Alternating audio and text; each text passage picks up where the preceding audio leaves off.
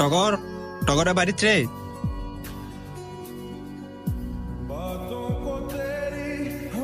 কিরে, সকাল সকাল কি হয়েছে?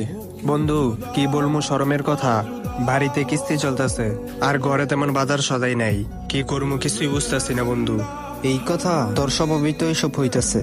এই বেটা, আমি কি সংসার চালাই না? ঘরে গিয়া দেখ, মাছ গোস তরকারি সবকিছুই আছে। কি লেগে আছে জানোস? তোর মতো কি আমি জুয়া খেলি? হ্যাঁ, আয়া কি কইলি? কিস্তি চলতেছে, ঘরে তরকারি নাই। তোর ঘরে তরকারি নাই, কিস্তি চলতেছে, আমি কি করবো? কিস্তি কি আমি চালামো নাকি তোর বাজার সদাই কি আমি করে দিয়ে আসবো? তোর বউরে কি আমি বিয়া করছি? আজকে বেটা তোর লাগে বেটা তোর বউ সংসার ঠিক মতো করতে পারতেছে না।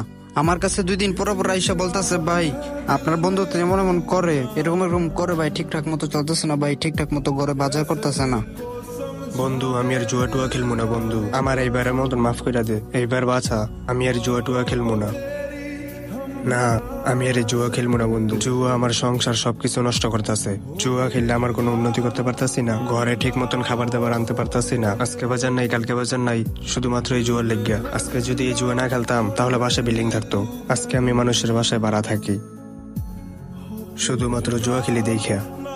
এই তো বুঝতে পারছস, এই মাথায় ঢুকছে এতক্ষণে, বুঝছস? এই নে টাকা, এই টাকা দিয়ে কিস্তি চালাবি আর বাজার করবি। আচ্ছা বন্ধু। ঠিক আছে, যা।